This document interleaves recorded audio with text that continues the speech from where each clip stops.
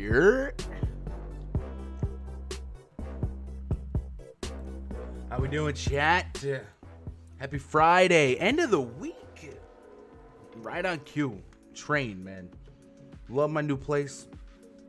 My neighbor's a train. A literal train. Outside. A couple times a day. Happy Friday. January 8th, 2021. A couple of you guys already in chat. Paul says, Gun, I was way overowned on Luka and Joker. Helped me on DraftKings. They got that overtime, man. Those two put up dueling 60 bombs, right? What up, Josh? Ready for some money to be made? Yes, sir. Dean, I'm disgusted with your face reveal. The rest of us men in the world need women too. Thanks for taking them all. I only need one. I got one. You guys can have the rest. That's it, right? What's up, Marv Ski? Hope everyone's having a good day, and this slate's going to be tricky. Slate's definitely going to be interesting, right? Let's talk about yesterday for a little bit, and then we'll talk about the some of the weird stuff that happened after yesterday, and then like going into today. But yesterday, shorter slate. Luka Doncic 77.25. Damian Lillard 67.25. Literally 1 minute after I go off the air. I think I went off the air like I don't know, whatever it was. Literally 1 minute. 1 minute. I get off the air. I go to Twitter. Kyrie Irving out. I was like, what? like what? I always say, like, I hate putting up content too early because news just shakes it up. And then, like, I figured, a couple hours before the slate, whatever. Freaking Kyrie flipped the slate on top of its head just like that. So him being out really perpetuated higher ownership on Damian Lillard, at least on FanDuel it did. He was 47% owned, dropped a smooth 67. So lineups that had Luka, Dame, and Jokic kind of sandwiched together and just filled in with something that was halfway decent. Those lineups cast with these. Anthony Davis was kind of lurking all day as a questionable. So was LeBron, but AD was a little bit more eyebrow raising because LeBron's been questionable all year. And then he played. Karis LeVert was an obvious click once Kyrie was out. Joe Harris, I missed on that one a little bit, man. I had so much Kyle Anderson, Dylan Brooks, Will Barton, Malik Beasley, guys in that mid tier that just kind of stayed away from Joe Harris, and that Harris was absolutely great. Joel Embiid, I got a little bit cute, I guess. I don't want to say cute. I just wanted to take advantage of some potential leverage because for the whole day people were just waiting on confirmation on Joel Embiid playing. For him being out to roster Dwight Howard, Ben Simmons, guys like that. But nobody was thinking about playing Joel Embiid against the Brooklyn Nets. So I just thought that would have been an incredible leverage for tournaments is to go get Joel Embiid. And if he Curtin called his 60 bomb from the night before, I'd have a shot. So I probably had like 30% of Embiid. He was only like 14, 15% over my contest. So it was double the field. And that took away from my initial Jokic ownership. So did kind of hurt me. But I still think the leverage, the play was there. You take that swing against the field, and then Jokic gets overtime. So it was just like the double whammy. But other than that, the slate was nothing crazy, like nothing that we didn't think could happen. Blazers did smack the T-Wolves. Jetty Osman stepped up at 35. There's really nothing else, no surprises other than those main storylines. So hopefully you guys made it out on top. I did see a couple screenshots on Twitter last night in my DMs or mentioning me. So congratulations to you guys. And today's another day. If you guys didn't make a bunch of money last night, well, hey, last night you took an L. But tonight you bounce back. And there is plenty of games to talk about, to chat about, to break down. I'm going to get everyone's favorite Canadian Skip Bayless wannabe. While we do that, we'll look at the key news to watch as of 10 minutes ago. De'Aaron Fox, Christian Wood, Evan Fournier, all questionable. Seth Curry, probable. Josh Jackson, Derrick Rose, probable. KCP, questionable. Joe Ingles and Jeff Teague, questionable. Yo. How we doing? What's going on? Not much. Just doing this whole live stream thing. I don't know if you ever caught one before, but what I like to do is I like to talk basketball. I'm with it. Yesterday, Steph Curry, or not Steph, Seth Curry, Steph's brother, he tested positive for COVID. During the first quarter of that game, he was out for an ankle, by the way. During the first quarter of that game, he was sitting on the bench. He was wearing a mask. Joel Embiid said that he was sitting next to Seth Curry. These guys were sitting together. They're playing the Brooklyn Nets. The Nets now are playing the Grizzlies. How is this happening? Am I the only one that thinks this is crazy? I'm sure they're all being like triple tested and whatever. But it's just wild to me that one team quarantines and then like the Brooklyn Nets are headed to Memphis to play a back-to-back.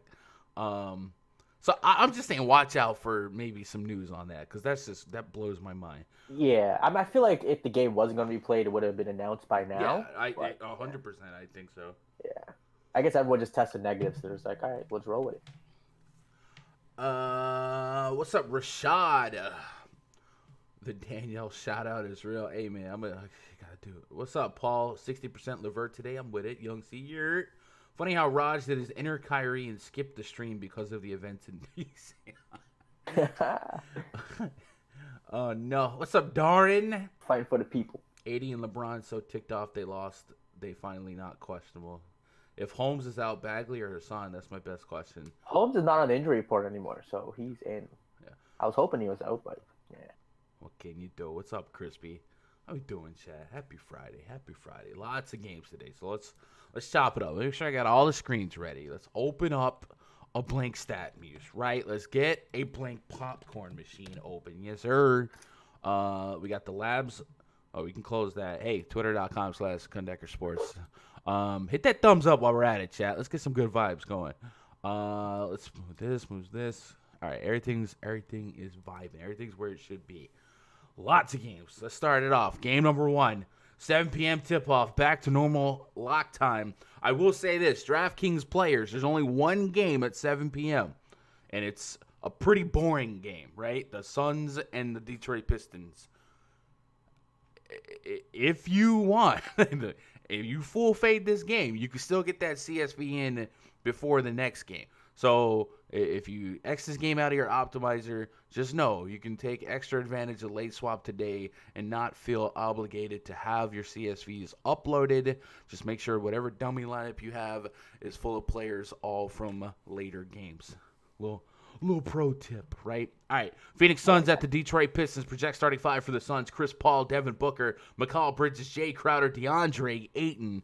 Taking on DeLon Wright, Josh Jackson, Jeremy Grant, Blake Griffin, and Mason Plumlee. We got a 216 total and 8-point spread in favor of the visiting Phoenix Suns. Like I said, this game's overall pretty boring. It's going to be down in pace. We pulled up the team metrics chart in the RunDFS.com NBA VIP spreadsheet. The Phoenix Suns are running the slowest pace in all of basketball, and the Detroit Pistons are bottom third. Defensively, the Phoenix Suns have the 4th best defensive rating in basketball right now, and the Detroit Pistons, if we look at their offensive rating, it's below league average. So there's not a whole lot of hope and upside, I think, when we put this game on the Giants slate of all the options today. Looks like Derrick Rose might be able to play Josh. Like, I just don't see anyone on the Pistons that I feel like I'm absolutely going to have at the end of the night. So I'm probably going to full fade Pistons in the grand scheme of the slate. You can make some cases for the Phoenix Suns. Chris Paul is still cheap. Devin Booker's still okay. Like, you could see him get there at that price point. But I think I full fade this game. Raj, is there any crazy hot take that you could possibly twist from this game to feel like you're going to have part of the 7 o'clock game? I mean, I'm kind of with you here. This game feels like a full fade. The Phoenix Suns have arguably been the best defensive team in the league this year, just shutting down opponents across the board. Jeremy Grant's interesting. I mean, he has a 26% usage rate at 7K. I mean, past 2 games, 42-47, he's gotten there. So, I mean, sure, like, not a comfortable with the other guys at the price tag I prefer. He's there. Blake Griffin at 6K. My immediate pushback to Jeremy Grant on his overall usage rate would be the Pistons have like not had the same lineup out there all year, and his last two games are against fast-paced Milwaukee Bucks that run and gun. There's not going to be as many possessions here. I feel you. And Blake Griffin, I mean, again, not a comfortable click. He's $6K, cheap price tag for him. I'm probably not going to play any of these guys, but I'm not going to tell you that you're crazy if you played a Blake Griffin at $6K. But I'll probably fade this game too. Again, like Chris Paul's price 7-1. He just hasn't flashed that 50-point upside a ton. He has one 50-point game. He's been giving you mid-30s. That's the problem, right? It's like there's a 50, but there's like no 40s to feel great about, and then it's like all 30s. So yeah, this Phoenix team, I mean, they played well. Like they're a good team. They're a good real-life team and not a great fantasy team right now. It's just there's nobody on that team that really are running to play. I do concur. Chat, what are we doing here? 18 says, invite me to the stream, Anthony. Do we want 100K former 100K winner Austin to join the stream? I don't know, man. I don't know, chat. You might have to gas him up.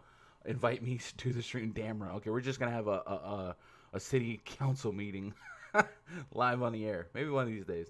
Pinstripe Pin, what up, Pinstripe? What up, Doe? Told y'all Kyrie was a whiny little kid. So. I mean, I don't think anyone during the stream yesterday was thinking Kyrie would miss. It's literally right when we got out the air, Kyrie was rolled out. But as far as him being a little different, I think we're all well aware of that. Let's move on to the next game here. Boston Celtics hosting the Washington Wizards. Project starting 5 for the Wizards. Russell Westbrook, Bradley Beal, Danny Advia. I've been working on that name. It's Advia. Advia. Okay. Rui Hachimura, Thomas Bryant taking on Marcus Smart, Jaylen Brown, Jason Tatum, Semi Ojeleye, and Daniel Tice. I got to sneeze. Bless me, thank you. 235.5 total, 4.5 point spread in favor of the Boston Celtics. So something to note here is that the Boston Celtics have lost a lot of bigs today due to COVID protocol. They are going to be short Robert Williams, Grant Williams, Tristan Thompson, and that's going to open up all the minutes in the world for Daniel Tice in an already extremely soft matchup against the Washington Wizards. Daniel Tice might be one of my favorite plays on the slate, 4,300 on both sides. Is he still a power forward on FanDuel? He is not. Ooh. Giving up a center spot? If you could only play one center today, would it be Daniel Tice? Ooh, with Vucevic on the board. Ooh, FanDuel. Oh man. So that's interesting. Washington Wizards, we know they're going to be one of the fastest paced teams in the league. I think they're number 1 right now, top 3. Their defense not great. Their net rating surprisingly good, -2.5. So they're staying in games right now. They're just not like winning a lot, or at least they weren't winning to start. They did beat the Nets after Kyrie and Katie threw up some clunkers. But yeah, Daniel Tice sticks out because this is an opportunity for him to get extended minutes in a matchup that he should thrive in. The Wizards being a fast-paced matchup, going to create a lot more rebound potential, and already, not like an elite rebound team. Definitely not an elite offensive rebounding team. So I like Daniel Tice a lot. I think on DraftKings, he'll certainly float up as one of the highest owned plays just because of the obscene potential value there. And then the Jaylen Brown, Jason Tatum coin flips. These guys have been all year long either trading 50s or even like last game we saw them duel a little bit. Both guys enter the conversation as guys we should kind of be looking at. It's a 235.5 total. You don't see a lot of Celtics games exceed in 230, but here we are. So there's plenty of meat on the bone here for the Celtics. And a guy like Jason Tatum, going against this Wizards team, he might even have to stretch out a little bit more because I don't know how quick they're going to be to give Taco Fall some minutes, right? So I definitely think like Tatum might have a extended role to play, stretch out and be a big here. So I like the Celtics stack. I think you can make cases individually for just about all of them, even Marcus Smart. We've seen a nice string of 30 fantasy point games. So Smart, Brown, Tatum, Tice, all in the pool for me. On the Wizards side, Russell Westbrook dislocated his finger the other day. He's not on the injury report. Pop that sucker back in. Looks like he's going to be good to go here today. Bradley Beal just dropped 60 real-life points. He's under 10K on DraftKings. Maybe his matchup defensively is a little bit tougher. But I can see a lot of people, ready to go back and jump on the Bradley Beal well. They had a good thing going. Obviously, they got a system where Bradley Beal is your scorer, and Westbrook's just kind of creating the floor for that to happen. Westbrook and Beal, if you combine them, it's over $20,000 on DraftKings, and just about almost $21,000 on FanDuel. I definitely do like teams that have the 2 usage hogs where I can combine them for 100+ fantasy points. But in this one, I feel like I'm not getting a great deal at the price point.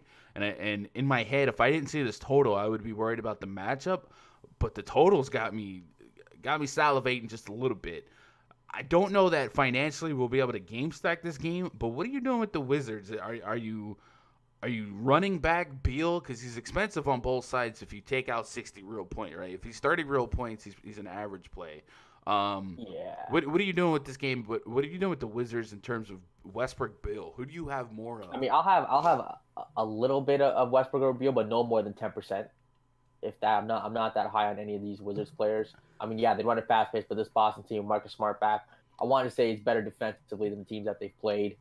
On the Boston side, I think Daniel Theis is, a lock on DK with power forward eligibility, 4,300. I don't expect Taco Fall to see a ton of minutes here. Yeah, he may not even play, but yeah. See, so if you give him 30 minutes at 4,300 against Washington, give me all that all day, every day. Jason Tatum, 9,200. I think he's a stud that might fall through the cracks, but it's Washington. We game stacked, 3-4 players on the team. Boston, it's a lot harder, but Theis with either Tatum, Brown. If you want to go Smart, Theis, and either Brown or Tatum, I don't mind that either. I just the spot Marcus Smart could pick up a few more steals, a few extra peripherals, definitely get you like 40 DKP at 6'3", so don't hate that. So give me the Boston guys. Give me a lot of Theis. Give me. Let me ask you this: if you played on a site, hypothetically, where you can only choose one center, is Daniel Theis your one center? Are Randall Davis? Randall's a power forward, 80's power forward, but so you're giving up. But Nikola Vucevic is a center. Yeah.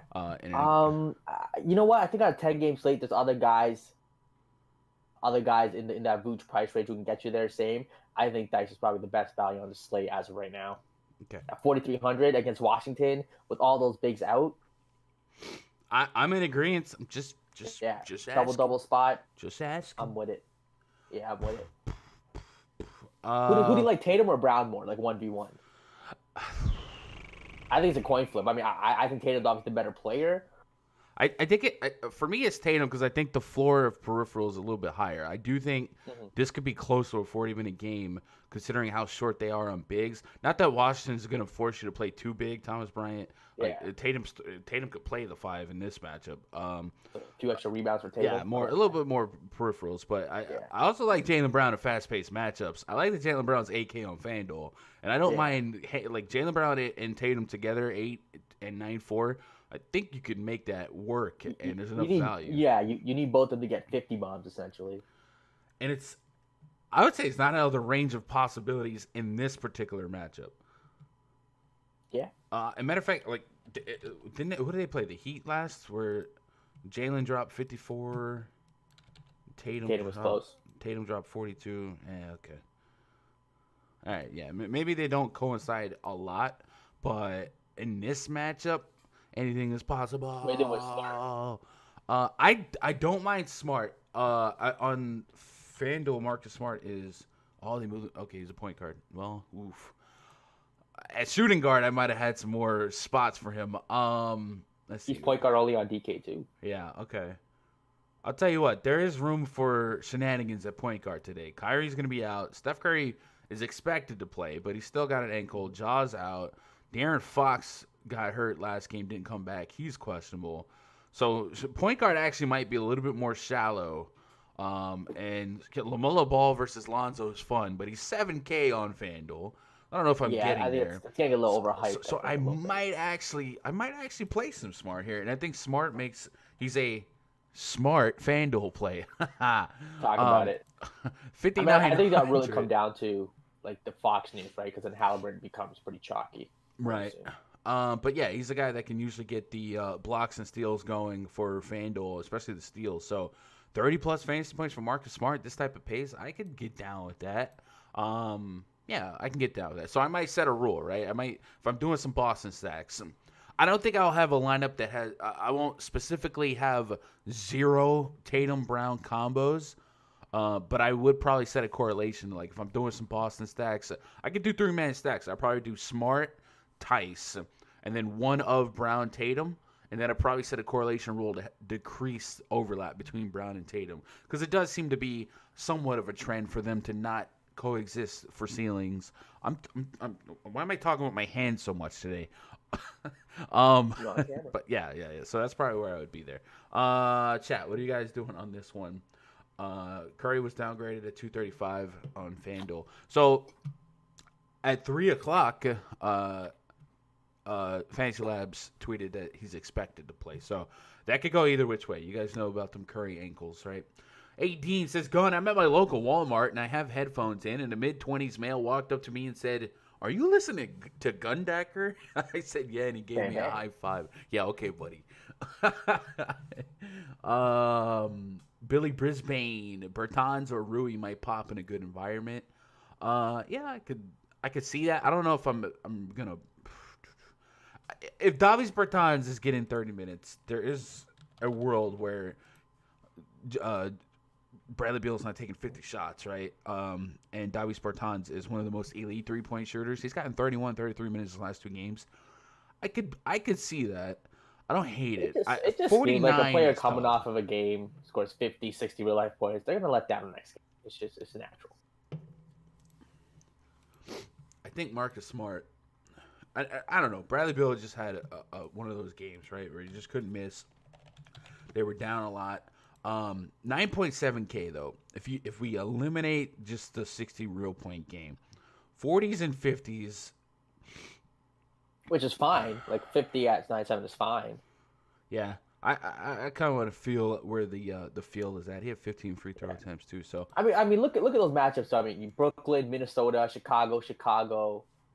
Philly was there. I mean, that was a high scoring game. And I do expect Boston to be the best defensive team out of that group. Yeah, 9.7. Yeah. 45 is probably a median range outcome, and at almost 10K, you need more. So would you have more Westbrook than Beal? And I think I probably would, just because. I mean it's Russell Westbrook. Yeah, like you take out that game, he's outscoring Beal for the most part. Give me Westbrook, just raw points at 10-4. Westbrook always has the ability to be the highest scorer on the slate. Quan says Daniel Tice foul trouble. It's possible, but he also he'll just have to eat it. Like if you're getting foul trouble, it's not like they can yank him for the depth there. And once he gets 2 fouls in the first quarter, hey man, stop that. He's gonna have to. I'm not too worried about Thomas Bryant, but yeah. Yeah, right. On FanDuel, I'm running Lowry and White, says Andrew Collins. What's up, Andrew? Appreciate you joining. Zine Tech Outdoors, Holmes off injury report. All right. Joe Schemmel, Terrence Ross, Joe Harris, or PJ. Right now, I'm leaning Terrence Ross. I don't really see a reason why I would change Terrence Ross, even if Evan Forney was in out of that trio. Ricky Gundacker, Bobby, what do I do with my hands? I don't know. I'm talking with my hands today.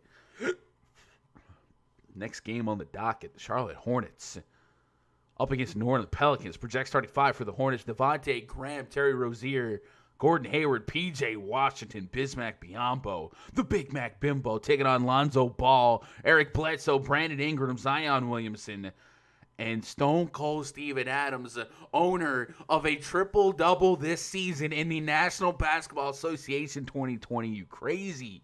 217.5 total, 7-point spread in favor of the home team. New Orleans Pelicans, the brothers, LaMelo Ball, Lonzo Ball, doing battle in the Bayou.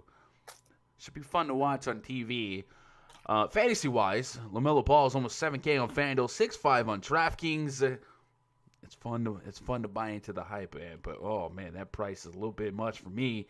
Matchup-wise, New Orleans Pelicans is not your daddy's New Orleans Pelicans. The Pelicans have one of the slowest paces in basketball, adding adding a new coach, right? Getting rid of Alvin Gentry, adding Stan Van Gundy, adding Steven Adams, adding Eric Bledsoe. They switching it up a little bit. So it's not your run and gun type of basketball that we've been so accustomed to from the Pelicans over the last couple seasons. Doesn't mean we can't target them. Just don't expect what it used to be. And with the Charlotte Hornets, who were low in pace recently, they're actually trending upwards in pace. So maybe expect this to be more of a neutral pace game. And I usually expect the team with the lead to kind of dictate. So looking at the Pelican side, this is a team that has soft matchup after soft matchup in terms of defensive opposition here, and there's just like a lot of spots to like just individually, right? Zion Williamson under AK on both sides. You could easily see 40 plus here. BI, Brandon Ingram. This could be one of those 50 spots. I have soft projections right at 44.5. And even Lonzo Ball, 6'3", 6'4". Looking at how shallow point guard kind of feels at first look on FanDuel at 6.3. Could I get a 35 plus at Alonzo? I think it's possible. So there's a couple spots that I think could play out. Nothing here that I could have a high level of confidence to say, all right, I got to put that guy in cash, that guy in cash, that guy in cash. But I said at the end of the night, if if I look back at these Pelicans and we've got some 5 to 8 Xers, absolutely makes sense. The even trickier slope here is what to do with the Charlotte Hornets. Devontae Graham on FanDuel, I probably still slip him in there because so far the Pelicans have allowed a lot of points via the three ball. They're not scoring many points via the three ball, but they have allowed a lot of points via the three ball. 47.6 points per game. If I go look at, actually I don't have comp stakes for that. So 47.6 real points per game via the three ball. Guys like Devontae Graham, Terry Rozier, they're known for chucking threes. So maybe one of them gets really, really hot. Terry Rozier is a little bit more of a consideration for me on DraftKings at 6,200. We've seen games this season where he's chucked double-digit three-point attempts. If you look at his recent game logs, he went 7 for 11 against the 76ers, 10 for 16 against the Cavs. So if he got red hot from downfield, he might have one of those ceiling games at an okay price. On FanDuel at the 7K price point, I've pretty much decided if Terry Rozier breaks the slate at 7K, I lose that night, on to the next night. It just is what it is. Gordon Hayward, 8K on FanDuel, A4 on FanDuel. We've been kind of loyal to Gordon Hayward in our Run DFS circle. 8K is a tougher price, but he's still been a focal point of the offense. 44 real points on that night that Bill dropped 60, and so he didn't really get love there. 44 real points, 7 assists, and a couple of boards. But if you look at his game log, it's like Chris Paul without the medium, right? Like there's nothing at 8K where I would just settle. It's either you're making an impact for tournaments, 50s and 60s, or high 40s, and then you're getting like 30. So I think Gordon Hayward's kind of like that fringe play for me. I don't think the matchup's anything like that I am running to or against. But 8-4, you're putting your chips on a really strong game from him. PJ Washington. The troll. To say the spot against Zion? Nah. You would think not, but yeah. The minutes for him against Atlanta, 37 minutes. They've been looking at him to play backup center since Cody Zeller went down, and he's been spelling Biyombo at times. And then there's a couple games here where he's just getting in foul trouble or games are getting lopsided. So it's such a wide range of outcomes. Really at 5.8K, I probably want 35 plus on a slate this size, but 39-28 in his last couple games. I feel like I would have some at the power forward spot on FanDuel. I can see myself not having any on DraftKings unless something occurred. But I could see myself having a little bit of them. He is $300 more than Blake Griffin, by the way. That's crazy. All right, what are you doing with this game, Raj? Are you gonna be bullish with these Pelicans? Probably like a tier 2 guy for me, I think. Ingram. I really like him. I mean, 8.5. He just gets it done every game, mid 40s, upside of 50. Good matchup against Charlotte. This will be a bit of a slower game, like you said, mid-pace game. Still like him. I'm going to fade the Ball brothers. I think it's just going to catch some hype. Like LaMelo Ball at his price, $6,500 for a backup guard. He's been great. You know what I mean? Like off the bench, been great. Point per minute monster. I'm just going to fade it at $6,500 at his ownership. I think for me, this game, I've been playing a lot of Gordon Hayward this year. He's come through some nights, not come through. At 8-4, he needs like a smash night, and these are the Atlanta Hawks. So at 8-4, I'm probably going to fade Gordon Hayward. It's just Brandon Ingram for me. Maybe a sprinkle of Zion, just because those two are always interchangeable. But other than that, not going to mess with too many. So I want to say, I think LaMelo for me is more in play on DraftKings.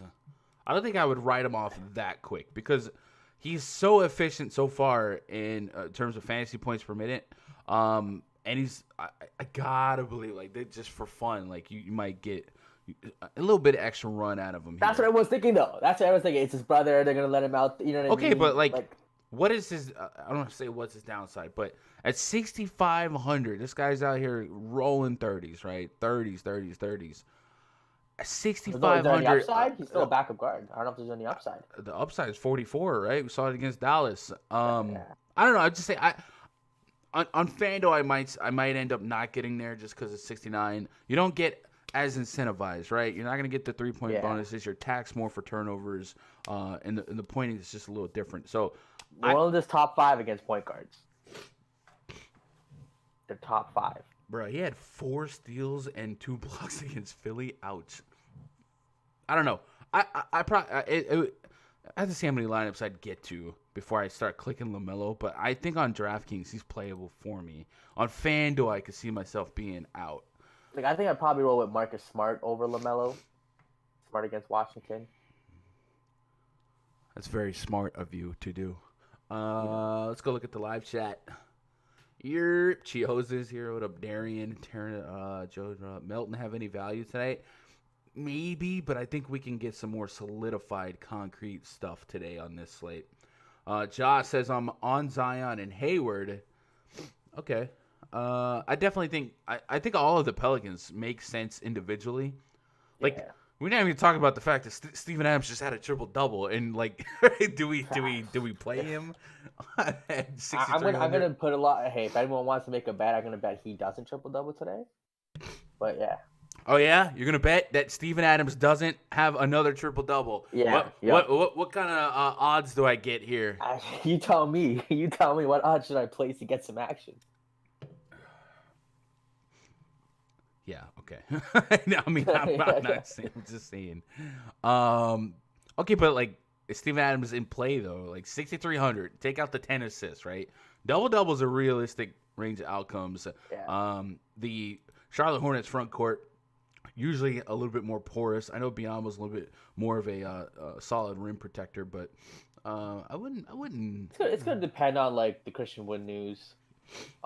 So there's like no world where I get to like Adams over Tice, right? So I don't know. Yeah, I know. Just thinking.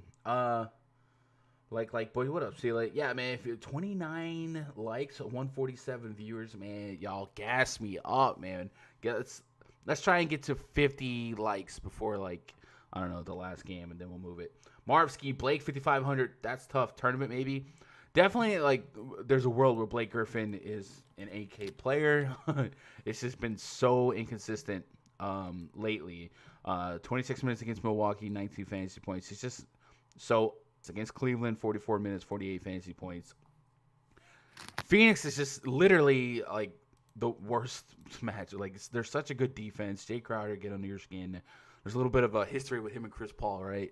I don't know. Maybe he does play up to that, but I got no interest in that game. But I will concede that Blake Griffin, for what we know him, what he could be, is certainly underpriced. But man, if that Pistons team could be a frustrating deep rotation, I don't know. The team is a mess. But Blake could do his thing, but it's a tough matchup. It's a big slate. I'm probably just going to try and connect the dots elsewhere. Oklahoma City Thunder at the New York Knicks. Project starting 5 for the Thunder. SGA, George Hill, Lou Dort, Darius Baisley, Al Horford. Taking on Alfred Peyton, Reggie Bullock, RJ Barrett, Julius Randle, and Mitchell Robinson. We got a 211.5 total, a 2-point spread in favor of the New York Knicks.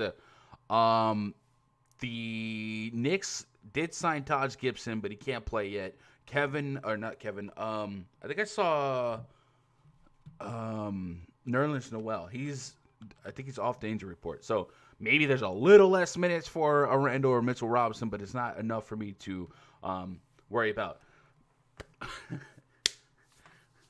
Raj, we're living on a planet where Steven Adams just triple-doubled against the Oklahoma City Thunder, right? Yep, that's it. It happened. It definitely did.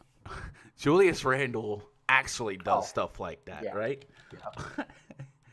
At 9,800, Julius Randle, 40, we're talking regulation, guys, 40, 43, 37, 38 minutes per game. A couple of these matchups tough, a couple of matchups not. Oklahoma City did Thunder. The jury's still out. They're obviously not going to be as stout defensively as they were last year, losing Steven Adams, losing Chris Paul.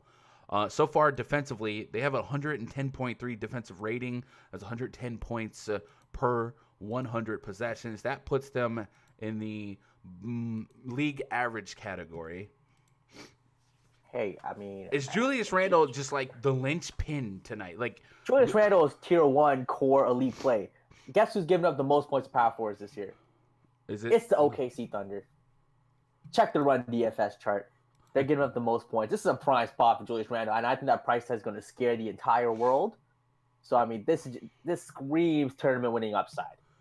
He has the number 1 matchup on the slate. Mm-hmm. Okay, he's been arguably, I think, next to Giannis, been the second most productive power forward in the league, fantasy wise. He smashed in tough spots, and I think he's going to get 37 to 40 minutes against the easiest match in the league. Give me all the Randle. Last 5 true power forwards against the Oklahoma City Thunder. Zion, 33 minutes, 43 fantasy points. Kelly Olynyk, 28 minutes, 32 fantasy points, over a point per minute. Aaron Gordon, 28 minutes, 33 fantasy points, over a point per minute. Zion, just 18 minutes, 18 fantasy points, point per minute. And Aaron Gordon, 23 minutes, 23.75 fantasy points. So averaging well over a fantasy point per minute. Julius Randle might get 40 minutes. If you average over a fantasy point per minute, you don't have to do a whole lot to get me where I'm going. Util spots left. Gun to your head. The Martians invade and say, you got 10K for a util. Julius Randle or Bradley Beal?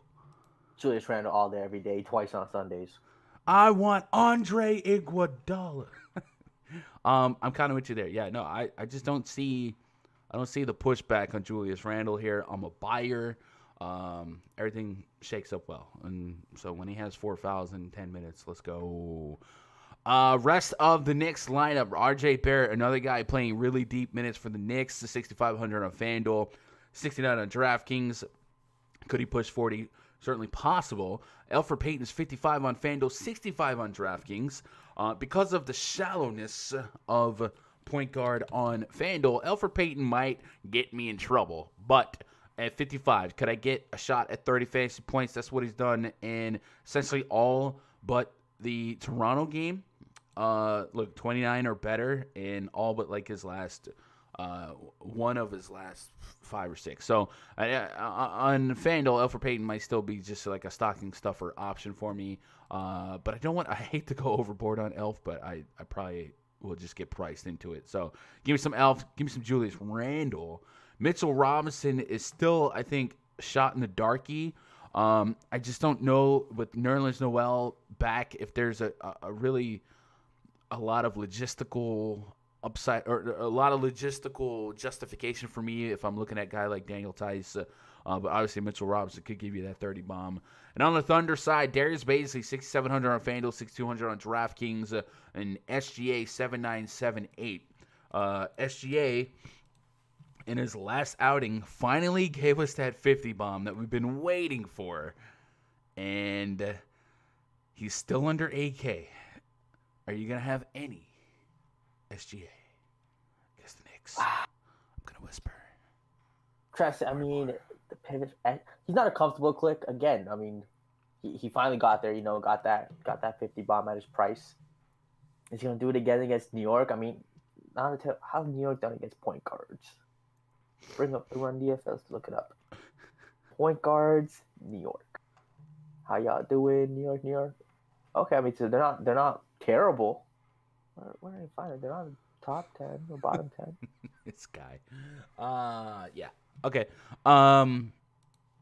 They're 22nd best, or like they're top 10. They're top 10 against point guards. So not a spot I'm going to target, too much. Probably going to have no OKC guys. I just think at their prices, I'm not in love with a ton of them. This game for me, I think it's only Randall. I think Bazley's going to struggle. I think Randall, but Elf, at least on FanDuel, Elf gotta have some Elf because of how shallow point guard is. You give me Alfred Peyton, I can load up. I never get Elf right. Okay, well then you don't play him because he hasn't been that wrong this season. There's been a couple games where he destroyed you. But there's a lot of just solid stocking stuff for 28-30s. And on DraftKings is like. So on DraftKings, Alfred Peyton or LaMelo Ball, what a debate that is. LaMelo Ball versus Peyton? Yeah, like if you had to choose between on DraftKings, Alfred Peyton and LaMelo Ball. I think Peyton has a higher upside. LaMelo Ball seems like he has a higher floor. I'll probably go Peyton. LaMelo Ball dropped 44 against the Dallas Mavericks. What are you doing? All right, I don't disagree with that, but I also feel like. Alfred Peyton, you're playing him for deep minutes. Austin Rivers did jump in to get 30 minutes. Kevin Knox in the mix. I still think that there's a range of outcomes where Alfred Payton's just 30-minute player. But Julius Randle is that's the guy for me. Julius Randle is coming at single-digit % ownership. He is the guy that's going to win you a tournament. I would say I would be shocked, but the other day Julius Randle, at least on FanDuel, Sabonis was 40%, Julius Randle was 9%, and. I don't know. It was just like on a 10-game slate with studs like Anthony Davis, LeBron, Westbrook, Giannis, Harden. Julius Randle is that single-digit ownership at his price. I don't know if I buy like that. Everyone's clicking Anthony Davis over Randle. Are they? Anthony Davis against Chicago? Yeah. Blowout back to back. I mean, he might still get there in a blowout, but I think everyone's clicking on Davis, Giannis over him. I mean, I just don't see anyone clicking on Randle. So when you say single-digit ownership, are you looking at something, or are you just making that up? That's just me. There's no shot. That's just me thinking. There's no shot. There's no shot. There's no shot. I 15% like built in, and then you work from there. I'd be shocked. What do you mean you'd be shocked? 40? What? Shocked. No. Okay, maybe. Yeah, I don't disagree with him. Okay, damn Ron. I see you. 18 says Elf is the second highest owned player on the slate behind Karis LeVert. Garrett Mahoney. What's up, Garrett? Mitch from Pick Dog is the okay. Shout out to Mitch from Pick Dog. Paul, Cole Anthony, Marcus Smart in the same price range as Alfred. Okay. That's true. Cole Anthony might get a little overhyped, but I get it. Yeah. And Halliburton if De'Aaron Fox is out. So maybe there's a lot of options in the mid-tier point guard range. Velf plays well. He plays. If he sucks, quickly plays. Gotcha. Boucher is my single-digit owned guy. I'm attacking to Sway McThunder. All right. Can sneak you with it. Orlando Magic at their Houston Rockets. Holy cow. Look at this total, chat. Let me take one of those 2-2-2s out of there. Jesus. Project starting 5 for the Magic. Cole Anthony, Evan Fournier, maybe. Dwayne Bacon, Gary Clark, Nikola Vucevic taking on John Wall, James Harden, David Nwaba, PJ Tucker, Christian Wood. We got a 221.5 total. 6.5 point spread in favor of the home team, Houston Rockets. Lots of injury news to digest for this one. I think this game shapes the slate. So you guys be vigilant in what your plans and preparations are. Raj, would you please stop making all this noise in my ear? Markelle Fultz tore his ACL. He's going to be out for this game. MCW, foot injury, mild bone bruise, sprained ligament. His return will depend on how he responds to treatment. He's going to be out for a bit. Evan Fournier's missed a couple games due to back spasms. He's listed as questionable against the Rockets. He's been out for a week. This first became an issue on New Year's Eve. Orlando's backcourt has been hit hard by injuries in recent weeks. As Fultz, MCW, is sidelined. If Fournier can't go, Gary Clark stands to get another start with Aaron Gordon also likely out. Aaron Gordon listed as out with a left hamstring. This is just, quote, injury management laser beam on the front end of a back-to-back. So there's a lot of potential shifting and shaping. So essentially, I think the real storyline here is, does Evan Fournier play? If he does play, he's a guy that probably takes 15, 20 shot attempts here. No matter what, it looks like Cole Anthony will draw the start as the point guard. He is 5K. Right? They didn't just throw him in there as a 3K freebie. So shout out to Sites for doing that. But at 5K, I need 30-plus fantasy points on this high slate to really feel like I got a good deal. And there's a couple other options in here. Dwayne Bacon, Gary Clark, shot in the dark punts. But Nikola Vucevic, 8,800 on FanDuel, 9K on DraftKings. This is the guy that could really, really, really just give you a Rod, what am I hearing? Oh, my God. Nothing. What are you I'm just hearing, about? like, ruffling, dog. Literally nothing. Whatever you're doing, stop it. Let's go to the NBA on-off court tool. Who am I running here? Freaking. I swear it's nothing. Does it chat here? Is it just you? Yeah, I'm just hearing it. It's in my head. Yes, a-hole. So let's go to the on-off court tool from Fantasy Labs. Let's take off Markelle Fultz and let's take off Aaron Gordon. And we know that Evan Fournier could be in or out. Remix. Let's put Vucevic on the court. And just this season alone, just a 7-8K sample size, it looks like 4 games total. Usage rate, 26.5% usage rate here for Vucevic, averaging 0.6 point per minute. Yikes. Okay, I guess we could also take MCW. But anyway, this is very skewed sample size. We're getting like less than 20 minutes. So let's broaden this a little bit. Let's go to last season. And just kind of see if we can strengthen our look here. Yep, that looks a lot better. 33% usage rate there for Vucevic last season in this scenario. Just about a fantasy point per minute. It's going against the Houston Rockets. Rockets has been very, very generous to opposing teams when it comes to defense. And they have the bottom 6 defensive rating allowed. So a lot of opportunity for Vucevic. He is 9K on both sides. So essentially, you really want that 50 bomb, right? If this is 7.5, 8K Vucevic, I'm just through the floor right now. But at 9K, there is certainly a 1v1 on just who's the better value, potentially, like a Daniel Tice or a Nikola Vucevic. But we also have that raw point issue. Like, we should expect Vucevic to have more raw points than Tice. But does he have 20 to 25? Raj! Bro, I swear I'm literally doing nothing. I'm in the zone right now. You're literally you're creating noise pollution. But do we expect Vucevic to have 25 to 30 more raw points from a fantasy perspective than Daniel Tice? If you think the answer to that is yes, then you probably start playing with some more Vucevic exposure on one center sites like DraftKings. On the Houston Rockets side, news to watch over there, Christian Wood, not a guarantee to play. He did miss last game, and that offered a start to DeMarcus Cousins, who hit value essentially in the first quarter. Christian Wood questionable to play with left knee soreness. He was a game-time call and ultimately sat out of Wednesday's game. Though there's been no word on the severity of what he's dealing with, we could be in for another game day decision. In his absence, DeMarcus Cousins started, but only played 23 minutes. He still posted a big stat line. So we're watching the news on Christian Wood. Christian Wood's 9K on FanDuel, 7.9 on DraftKings. It's really hard to love 9K Christian Wood there when you have 9K Julius Randle. I'd probably go Randle in that 1v1 all day long, all day strong. But if DeMarcus Cousins were to draw the start, he's 5.3, 5.1, where you really want to get to the north side of 30 fantasy points to start feeling like this guy can help you out in tournaments. Certainly could do it, but the minutes starts to become very worrisome because you don't want to give yourself a glass ceiling. He was absolutely crushing in that last time out. Do we think his minutes could go up? I think it's possible. They've specifically stated earlier in the season that he wasn't on a minutes restriction. So there's nothing to believe that like he is capped. But obviously they're being careful with him. So keep an eye on that. John Wall's 8.5 8K. I definitely think he's like somebody people forget about today.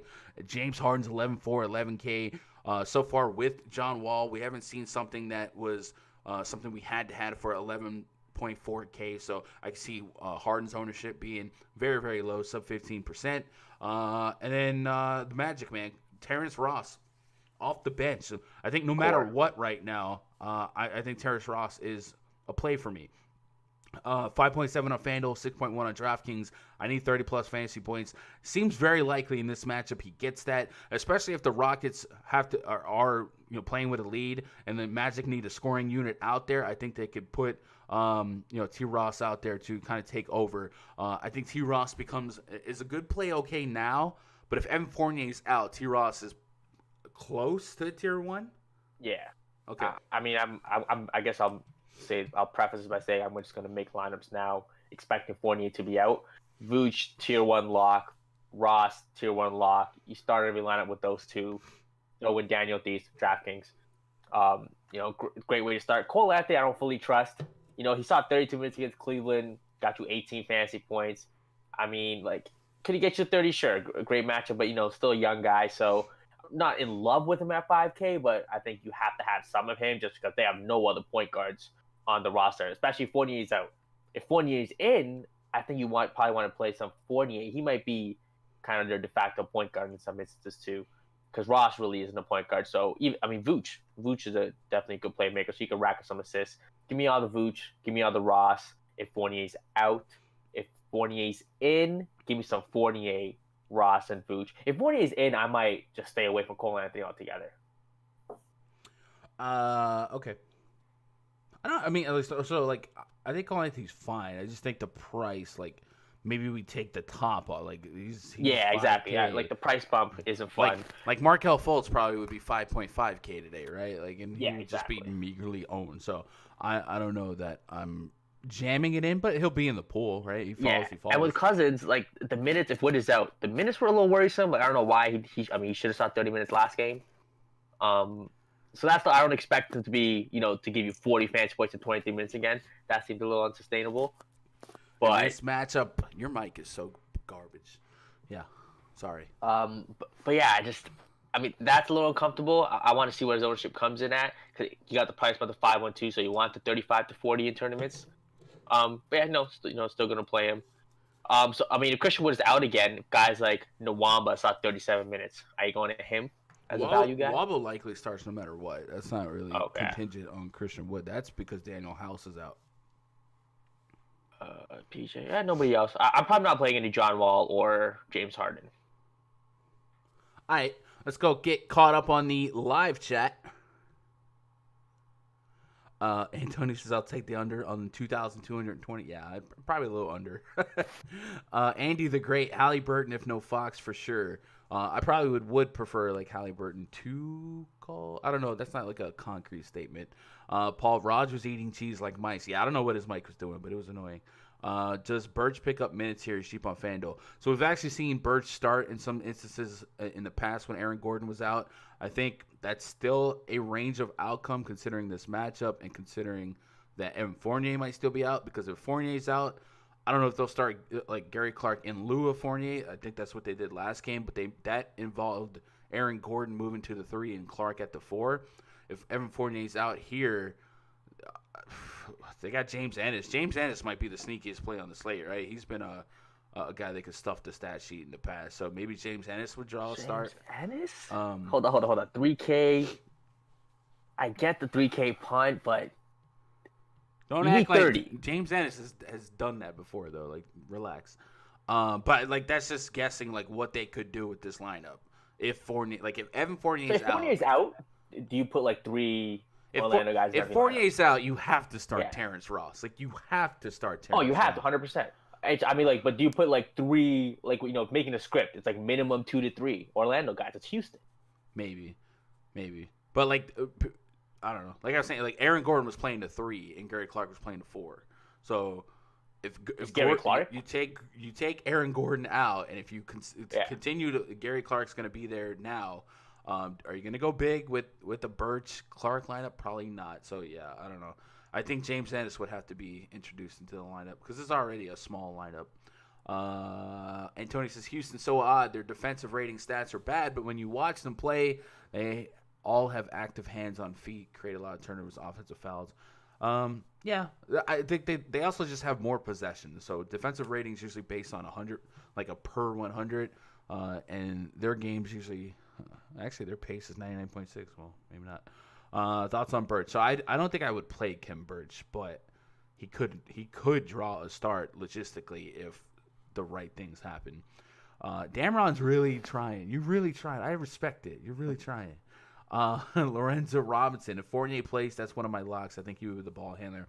Yeah, and maybe Fournier has a stigma to him, kind of like we saw with Embiid yesterday. It didn't work out, but when the field is just like, okay, is this guy in so I can play this guy? They don't really think about the first guy.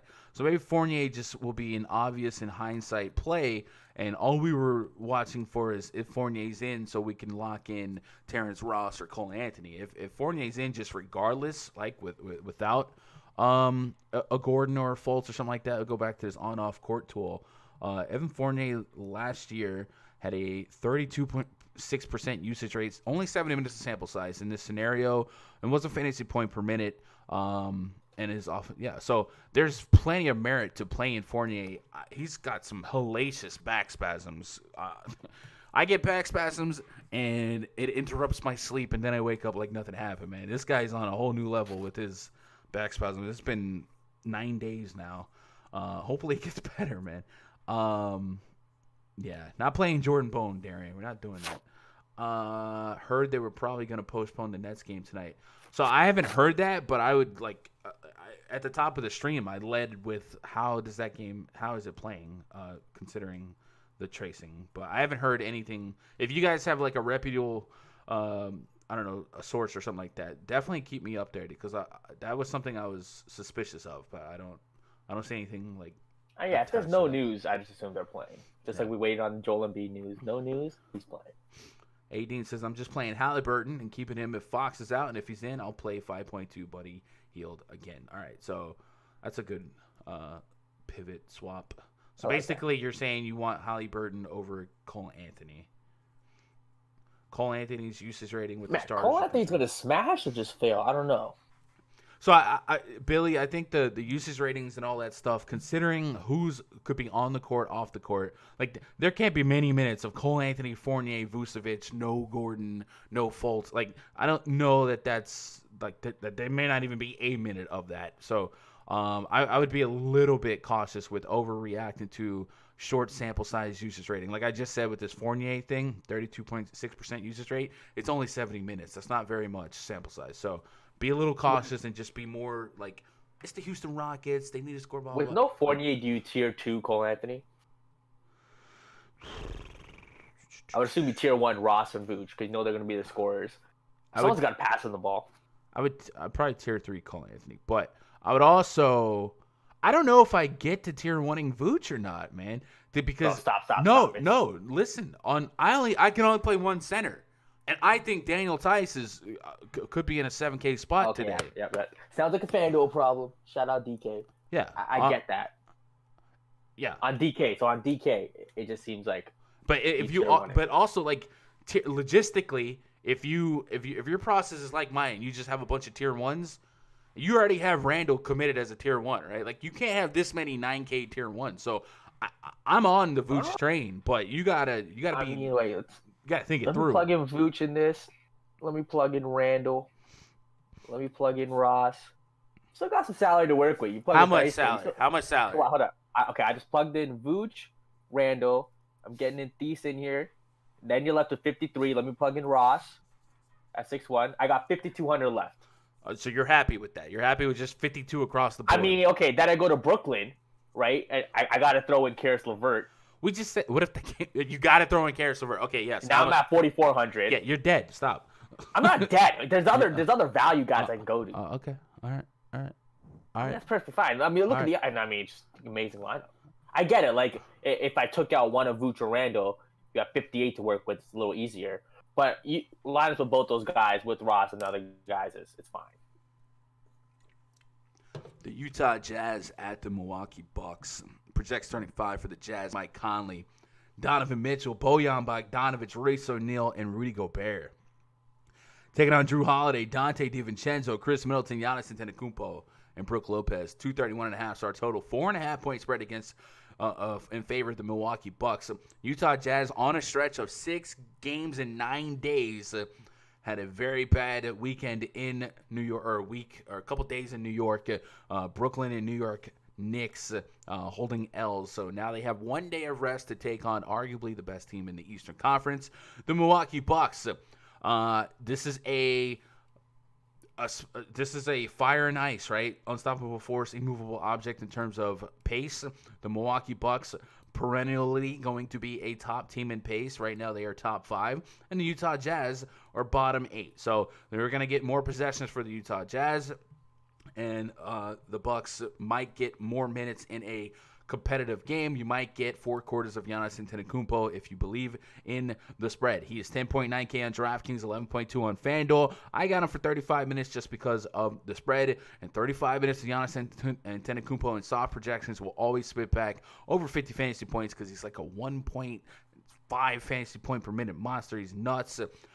If you think this game stays close, and I think it does. I think it does, right? Giannis Antetokounmpo could be the highest scorer on the entire slate. Whatever that means, right? Does that mean 70-plus fantasy points? It's possible. If this game stays close, you might want to have some Utah Jazz in the mix. Who would you lean on? Mitchell, Mike Conley, Bojan Bogdanovic gets hot from 3, maybe. Is Rudy Gobert another center that we just have to really look at? I can't. I just can't. Again, on DK, I think you can. So, I mean, sure, in a vacuum. So Milwaukee Bucks last year were one of the best teams at guarding points in the paint. So far this year, they're only allowing 41 points in the paint per game. They're forcing teams to chuck the 3 again. There's going to come a time where the Utah Jazz may have to abandon, the dunks, and Brook Lopez is going to drag Gobert out a little bit more. So I don't know that I'm pushing Gobert into my lineups tonight. I think I'm looking at who chucks 3s for the Utah Jazz. I love this pace for Jordan Clarkson, by the way. Like, this is perfect. I love Jordan Clarkson in these pace-up spots. This is the Jordan Clarkson spot. But 53-51, I mean... So he's that tournament-winning pivot where everyone's playing Cole Anthony, Halliburton, Alfred Peyton. No one's playing Jordan Clarkson at, similar price point.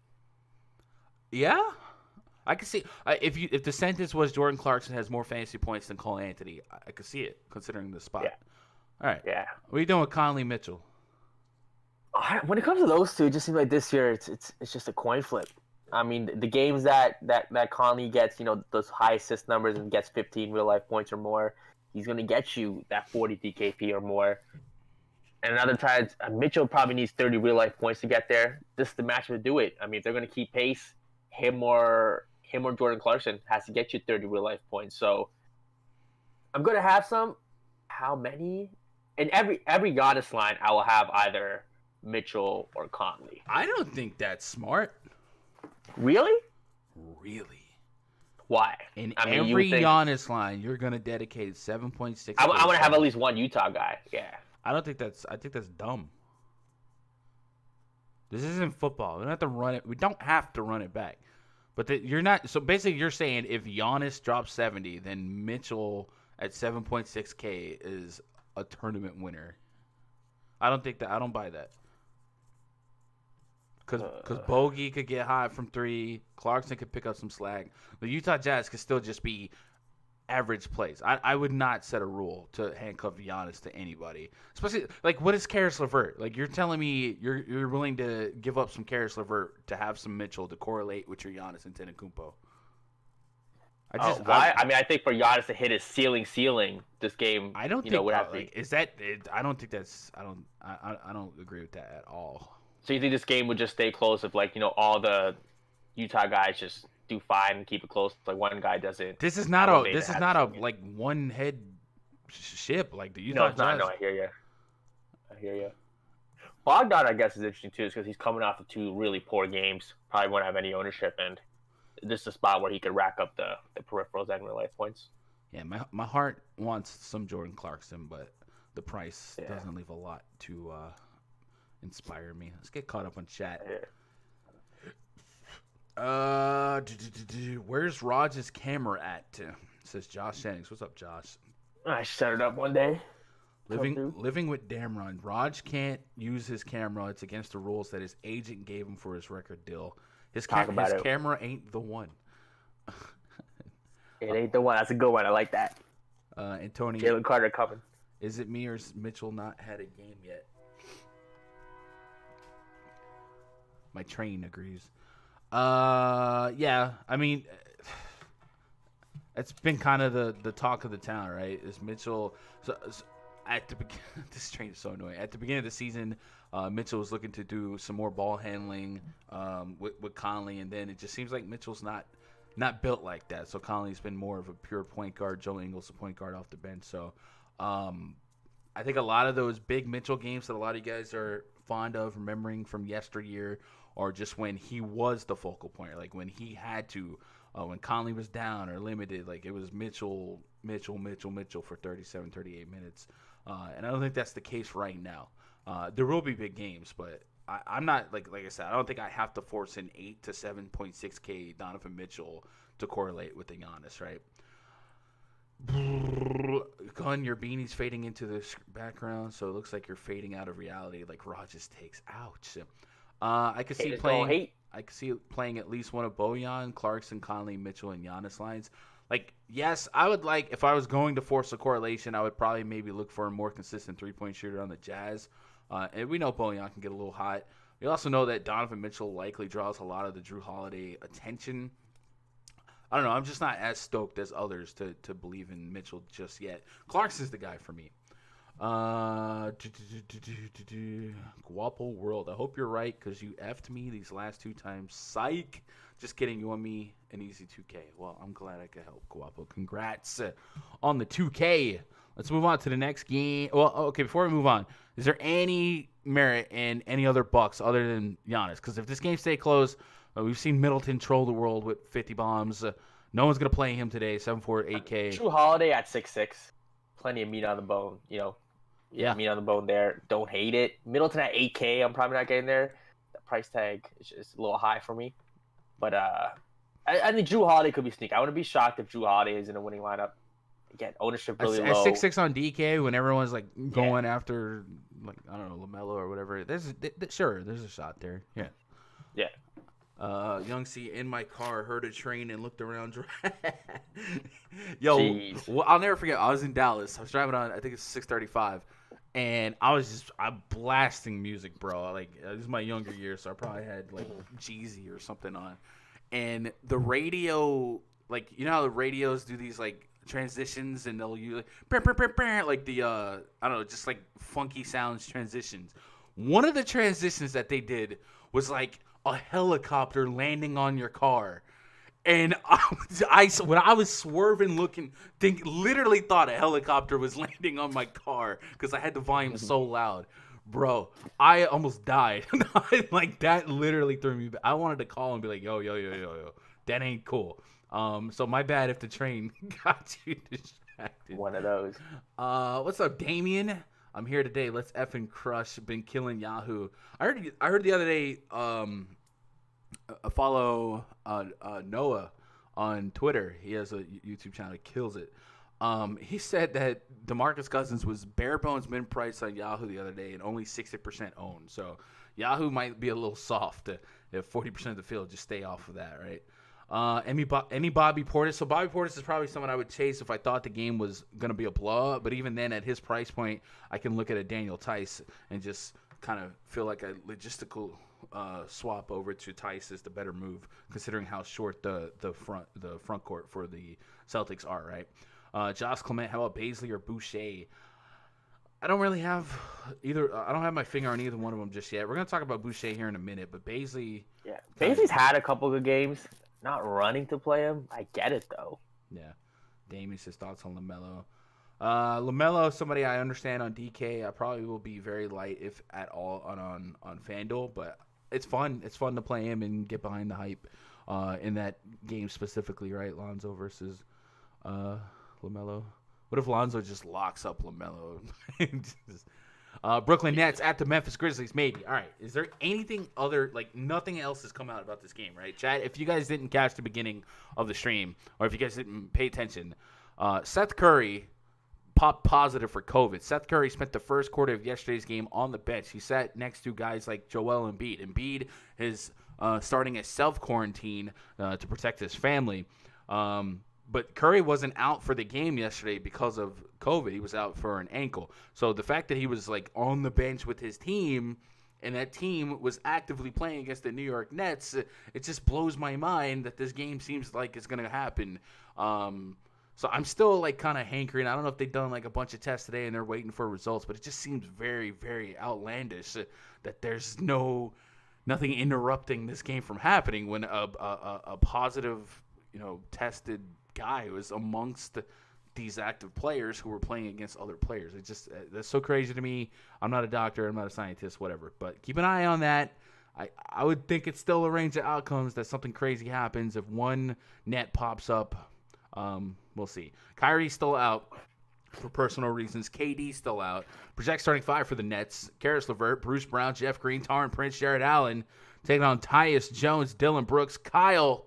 The Andersons got tickets to the game. How'd they get tickets?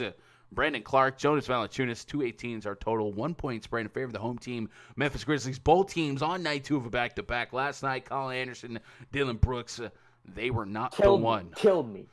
I have the entire Grizzlies team right now projected at under 30 minutes, and that's starting to scare me. But now I'm starting to feel like I'm at the slot machine on Dylan Brooks, on Colin Anderson. Like, I want my money, gosh darn it. No, I'm not doing it. No, they've taken enough money from me this year. I want it. Give it back. I'm not doing it.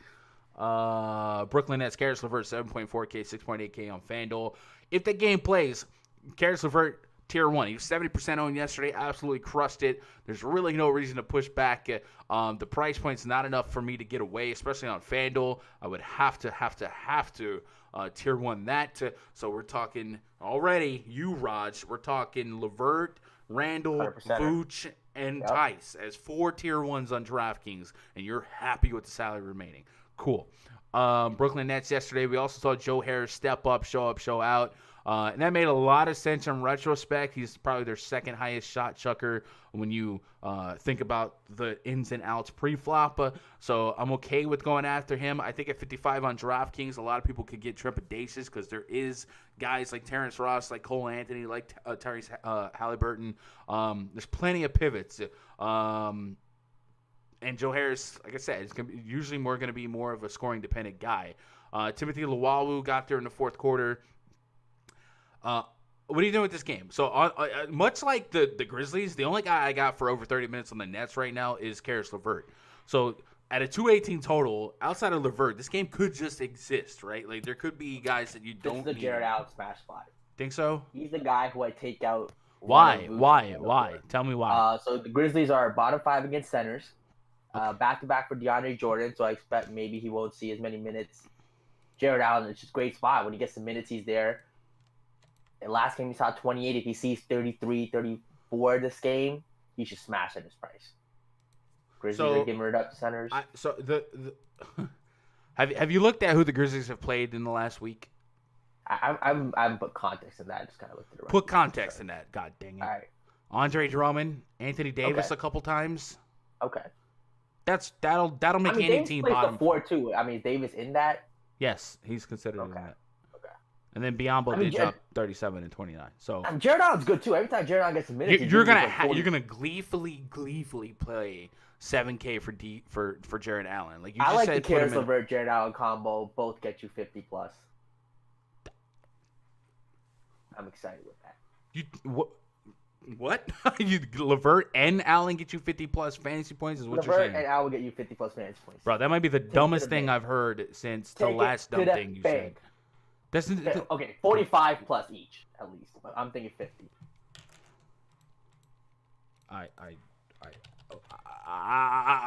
Memphis.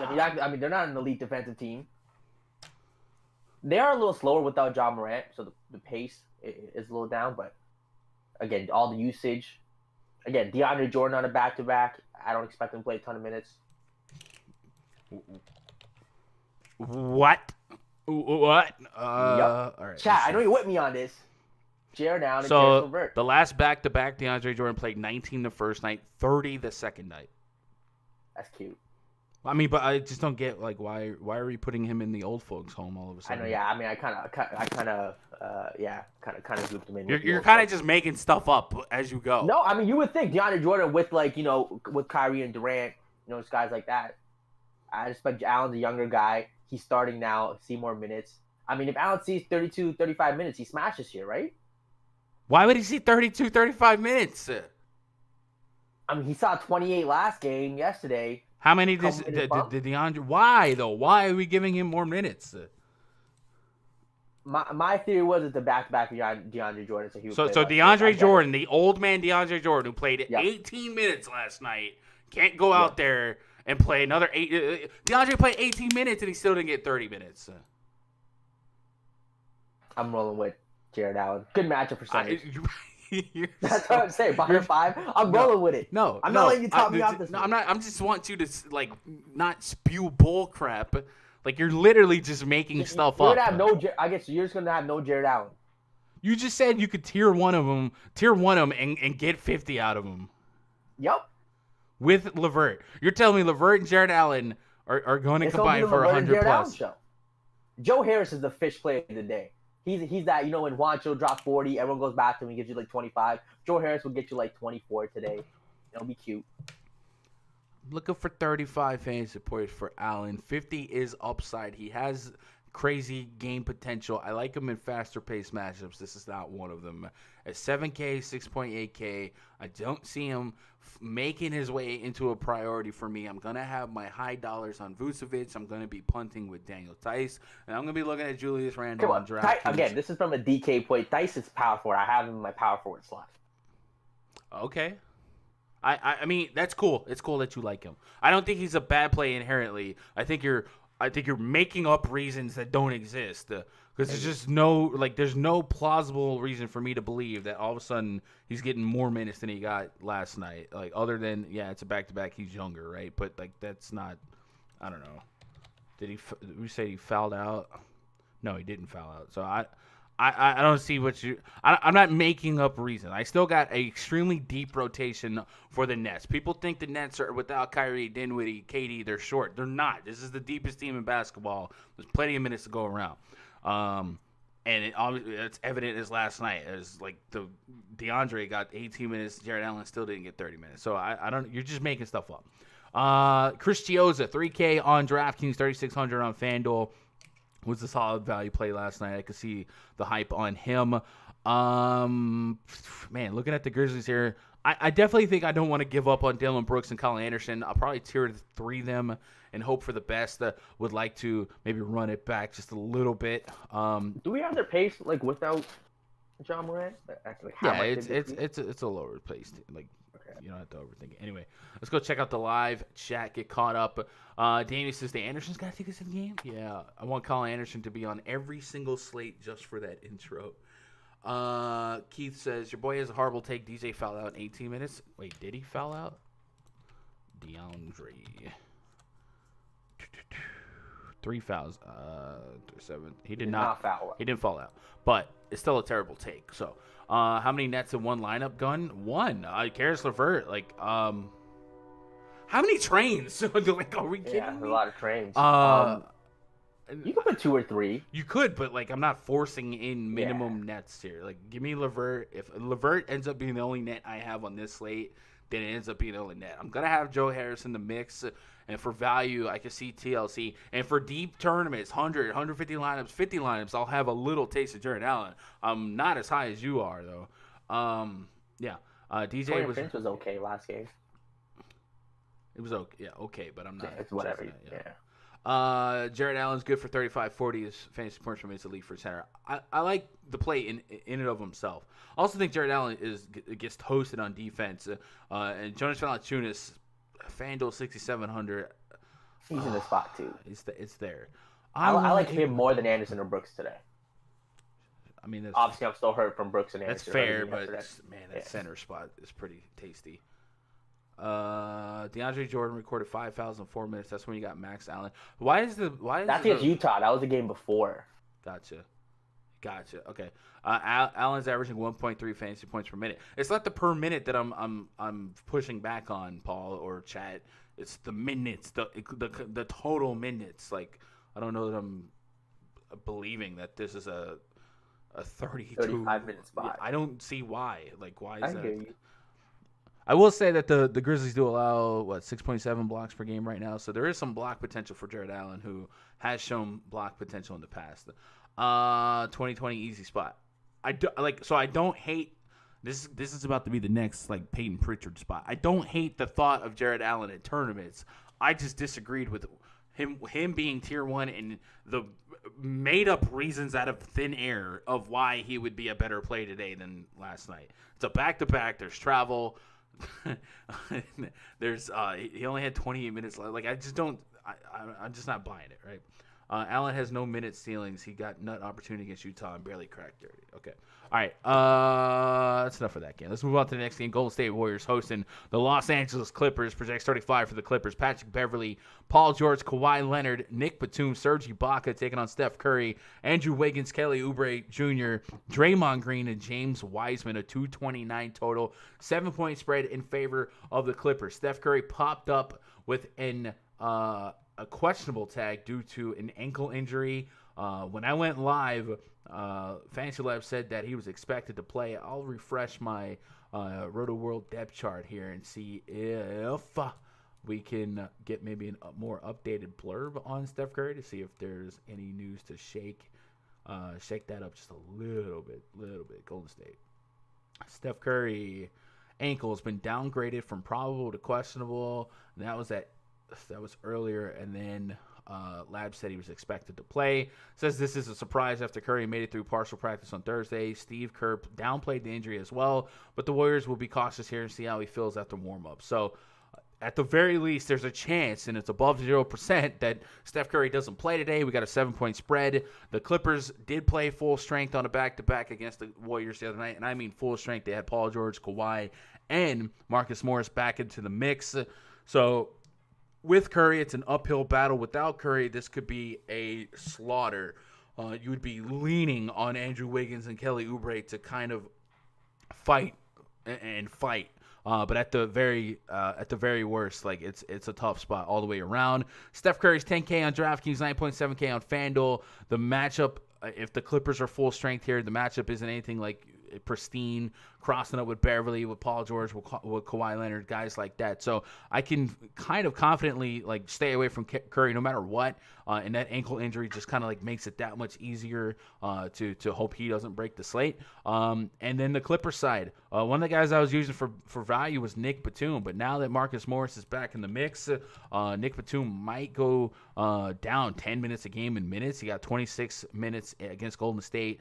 I put him at 25, so he actually had another minute than I projected him for. So I probably don't have a Clipper that I need to push the issue on. If I really thought this game got out of control, maybe like a Zubac or something like that. But I think I might be able to just X this game out, even though it is a 230 total. Kawhi Leonard 9.3, 9.6 on FanDuel and DraftKings respectively, and then Paul George 8.8, 9.1. Yes, I guess there is 50 bomb out there. If you're at a forward spot and you got a little over 9K left, is Kawhi over Julius Randle happening for you? For me, probably not. No, I'm probably taking Randle over Kawhi. If Steph plays, I probably have. Is this game a cross out for me? I think it is for me. Like Curry's, he's 10K. Like, yeah, with an ankle injury, right? Even if he played right now, we know Curry's history. Both the Currys with ankles. At 10K, though, I just put that 10K on a Westbrook, a couple $100 more. You know, I think I do. If I go util, Randall's 9.8, right? So even Randall versus Curry in a 1v1. It seems like Randall. I think Randall has more upside than like Kawhi and Paul George at similar prices, for sure. I would hesitantly agree just because I think the game script here is blown. Yeah. And I mean, you know what? I'm not. I mean, you're not gonna keep putting money on Kelly Oubre. It would make so much sense without Curry. Oh man, yeah, if he smashes. Oh no, I mean, I would just fade all the Warriors without Curry. It feels a little trappy. I mean, I would expect them to get blown out. But 5,400 for Kelly. You know what? Yeah, this game is a cross off. Why can't I quit you, Kelly Oubre? Can't do it. Oh, I want to do it. Can't do it. Don't do it. Please don't do it. Chat, what are we doing here?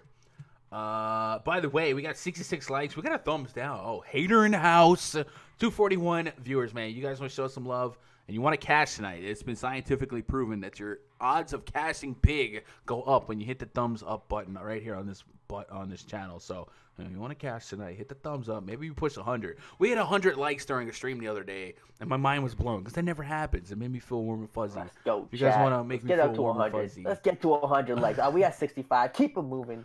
Do it for the people. Let's go check out the live chat while you guys smash that thumbs up. The stream would be no fun if y'all disagreed. Julius Randle night tonight. AD says, F a Raj, don't defend him. Yeah, F Raj. Alan Ortega, Clippers up 20 Ain't nobody at the named half. AD going to talk shit about me. Come on now. Raj won me.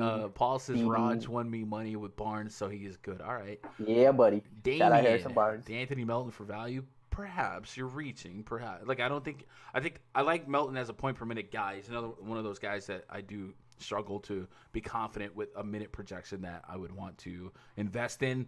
18 says Curry gets locked up by Beverly, George, Kawhi trio. Going to have to be the three others. Yeah, and I just don't trust the three others. Pinstripe Pimp, Batum once again. I would be cautious on Batum with the return of Marcus Morris. Looks like his minutes will be low. I mean, look, Batum's been great, but yeah, he's the type of guy I'm going to play when either George or Kawhi's out.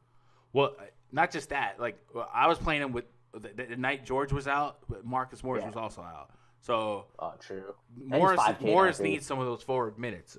Wiggins, Oubre, and Dre are all fine with or without Steph Curry, and Steph really isn't in play anyway. The game is easy. Yep. Josh says local radio here interviewed Curry and said Curry is fine, but Warriors do take it safe. Yeah, they do. And this game seems like a uphill battle, even if Curry plays, right? They know that. Jordan Poole is injured too, so Dre and Wanamaker will run point. Is Draymond? So Draymond was on like a loose minute restriction the other day. I put him at 29. I don't know if they pushing it with him, but maybe Draymond's like a thinking man's play here if you're really running some range of outcomes. He saw 30 minutes last game. If he scores a few more real-life points. I mean, if you take Curry out the mix, yeah, maybe. No, but if you take Curry out the mix, I just think this game is... Look at this Clippers defense, man. Even Nick Batum is a little underrated. Beverly, George, Kawhi, Batum, and Ibaka. Oof. Like they have the names, but what are their actual numbers? Yeah, their defensive rating sucks so far, but they've also been like injured. I don't know. It's true, but I also do think Kawhi's taking a step back. Okay, stop. We're not starting the Kawhi slander part from a salty Raptors fan. Josh Clement, Kobe White. He won with us and can't win without us, clearly. Okay, buddy. White and Lowry going to play a lot of minutes. I can see that. Both of me on 10%. Yep. Oubre has beef with Paul George, too. Okay. Is Lou Will wash? The disrespect. Lemon Pepper Lou. Let's watch. Let's be real. It's over for him. Time to go live on a boat. Get 100 likes and Gunn takes his hat off. I mean, it's just baldness right now. I cut it. Let's go. Do it for the Gun hat off. I'm not taking my hat off. The Gun hat off. With 100 likes. Let's go. It's not you have to do it, Gun. What?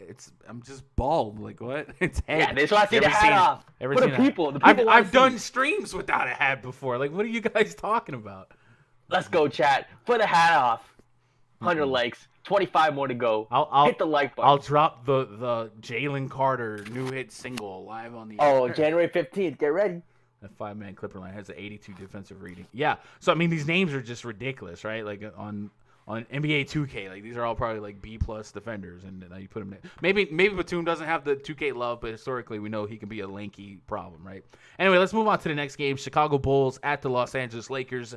Project starting 5 for the Bulls: Kobe White, Zach LaVine, Patrick Williams, Otto Porter Jr., Wendell Carter Jr. taking on Dennis Schroeder, Kentavious Caldwell-Pope, maybe LeBron James, Anthony Davis, Marc Gasol. It is night 2 of a back-to-back for the Lakers. Haven't seen any news, but maybe coming into the season, we did see like LeBron James would be somebody that they looked at for load management consideration. This is already a 10-point spread. This would be a game that I circled as a game where I feel like I could win with one or the other of LeBron or AD. 223.5 total, 9.5-point spread. Favor of the Lakers. We got KCP with the Q-Tech again. KCP has missed quite some time. In his absence, Kyle Kuzma has drawn the start. Yesterday, Kuzma actually put up a decent fantasy game. Chicago Bulls, bad defense, fast and pace right now. A lot of minutes for these starters. Kobe White, Zach LaVine, I got them at 38, 37 minutes apiece. We still got Archie Diacono out, Hutchison, Larry Markin, and Tomas Satoransky out for the COVID protocols. So it's this unit. Like, this is your squad to fight. I don't really see the Bulls being competitive here. But who knows? Maybe the Lakers come out flat. It is a back-to-back, and maybe, just maybe, one of LeBron or AD takes the night off. But that's just speculatory stuff based on preseason quotes. If KCP's out, like I said, Kuzma would draw a start, more than likely. But this is still a pretty deep rotation all the way around. LeBron James has been like 50 fantasy points a game. AD, same song and dance, can get you there. The Bulls giving up 10 steals a game right now. The Lakers also turning the ball over. AD versus LeBron, I think even if they both play, I think there's merit in one or the other. I'm still worried about a blowout because I just don't trust like a full-strength Lakers team to struggle with the Bulls.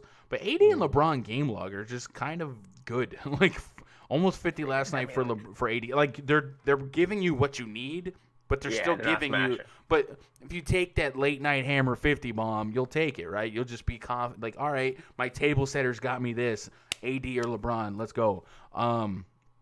50, 58, 62, and these are exploitable matchups. And you talked about, you want to talk about DVP since you're the DVP guy. The Chicago Bulls has been absolutely getting destroyed by opposing power forwards, and Anthony Davis is not from the planet Earth. Marvin Bagley, 25 minutes, 44 fantasy points. Robert Covington, 29 minutes, 27.5 fantasy points. And then, of course, Giannis Antetokounmpo in the mix. So there's definitely a road paved in gold. Otto Porter, in years past with the Wizards, was listed as one of the worst individual defenders in the NBA. This is a tough spot for anyone to guard AD, but the Bulls specifically have struggled mightily against opposing bigs. AD could be the highest scorer on the slate. So I feel like I don't want to have no LeBron AD tonight. Like I got to have a piece of one or the other. And in my head, there's a shot that one of these guys could take the night off. But that's purely in my head, chat. I haven't seen anything out there to really stir that pot. Raj, what do you do with this one? I mean, again, 80 smash spot. I don't think he's going to see a ton of ownership. It's just not a player that people have been playing a ton. Maybe after yesterday's loss, you heard AD call out the team, come up with a little extra fire, get there. But I do expect it to be a blowout. So, I mean, I don't expect them to play 35 minutes here, maybe 28, 29, 30. Chicago, I'm probably going to fade, expecting the blowout. So, expect these guys to get shut down. I mean, I think if you really wanted to get real kind of cute, if you want to play Kobe White, Zach LaVine, bring it back with AD or LeBron, and that could be different if you think Chicago just, plays way above their pay grade and keeps it close. Don't hate that. But other than that, I mean, this game isn't that intriguing. Chat, you guys agree with that? Like, I feel like I want some AD here, man. Late night, give it to me.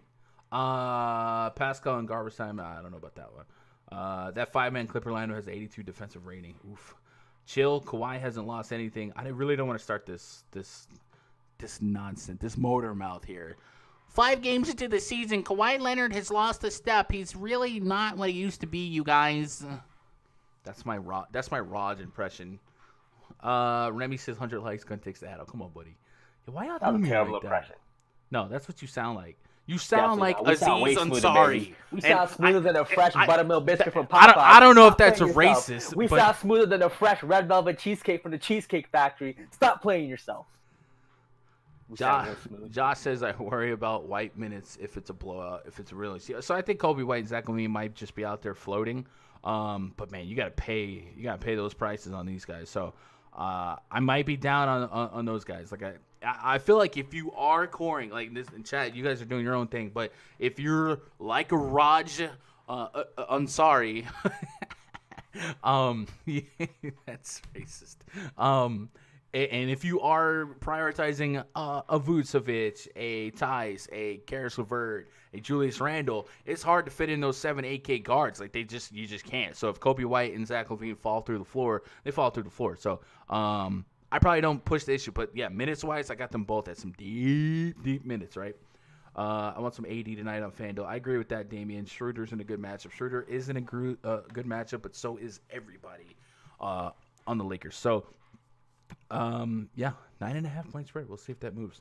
Louis says, is the Orlando-Houston game a sneaky game? I don't think it's sneaky because Orlando's so short. People are going to just go there, right? Aaron Gordon, Kim Burgess. Yeah, Louis, I don't think that game's sneaky at all. I think a lot of people immediately hunt for next man ups when we see a bunch of outs, and that game possibly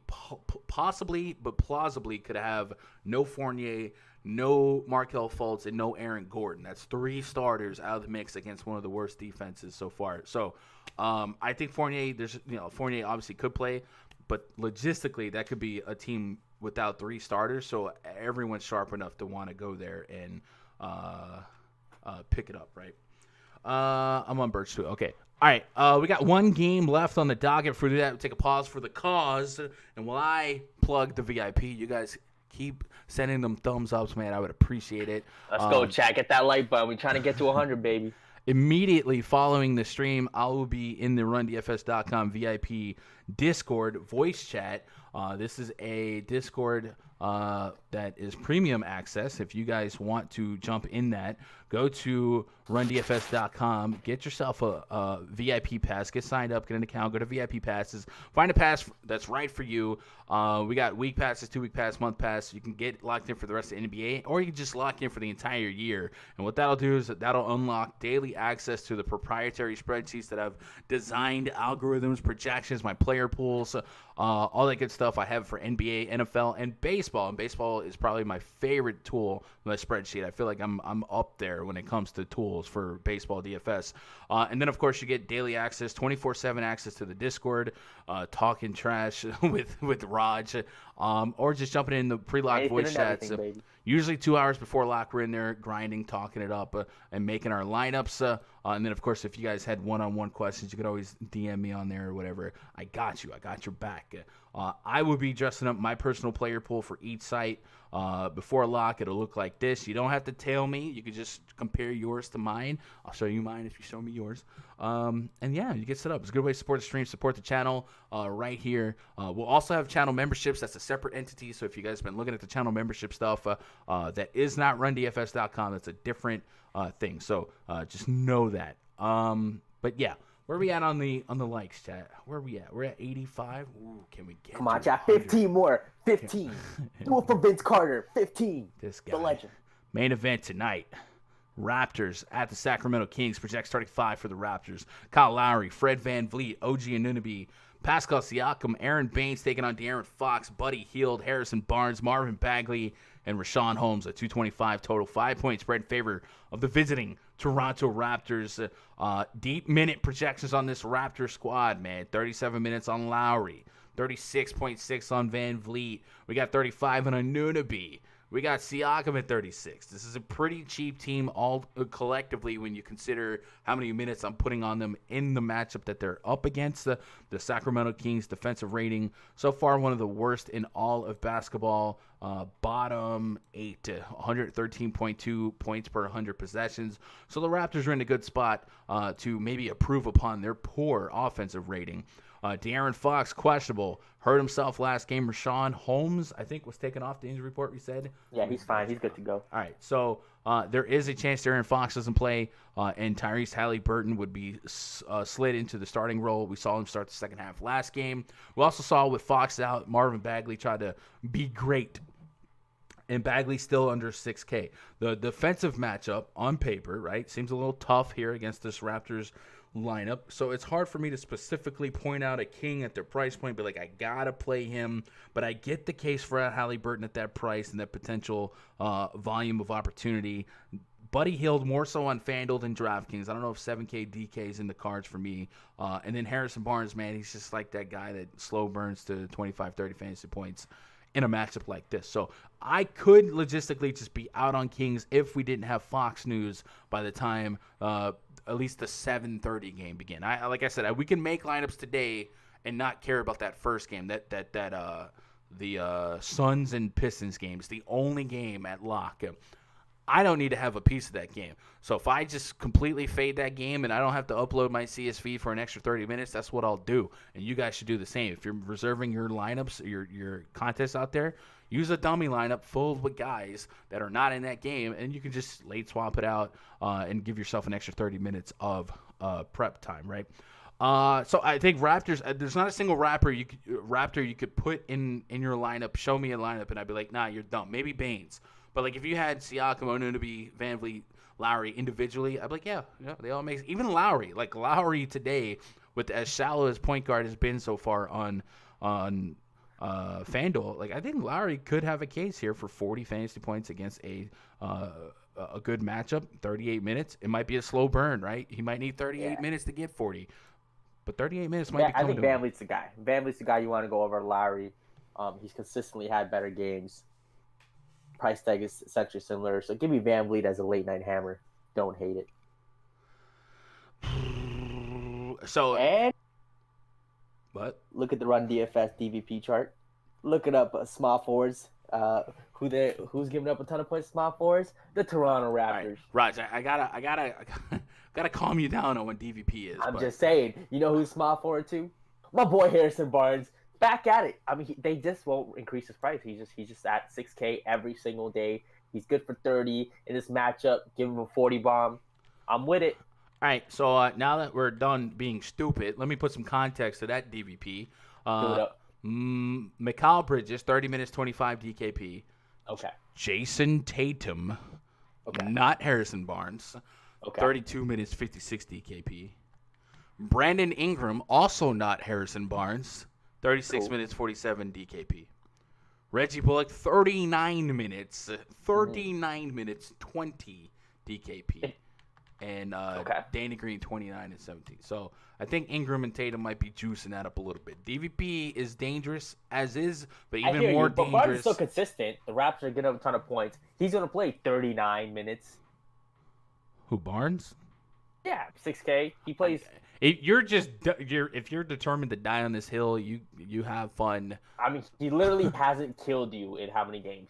He's fine. Like at 6K, you have 6K left. If you want to play some Harrison Barnes against a Raptors team that has clearly this kid. Like what's right? Like he's giving you 30s every game, and he's gonna have an upside game every once in a while. I'd rather play Marvin Bagley, to be honest. Yeah, I mean, look, I'd rather play OG Anunoby against him, to be honest. Like what? I'll play Harrison Barnes over Anunoby. I mean, Anunoby is a little more volatile. Sure. I don't know. I'm not that excited for 30 at 6K. He's not like a lock, but you know. No. Don't I walk did not backwards. say he's a tier 1 lock play today. You just tried to hype him up. Look at DVP. Blah blah blah. Doesn't care blah blah. No, mother. He's in play. Okay, he's in play. Sure. I guarantee you, chat. He just went through all that. He'll have 0% Harrison Barnes tonight. He won't have a single one. He just did all that. Won't have a single. You won't have one. No, I guarantee you don't. I better see that lineup. Like you better put it. You better. I might hand build it just to show you.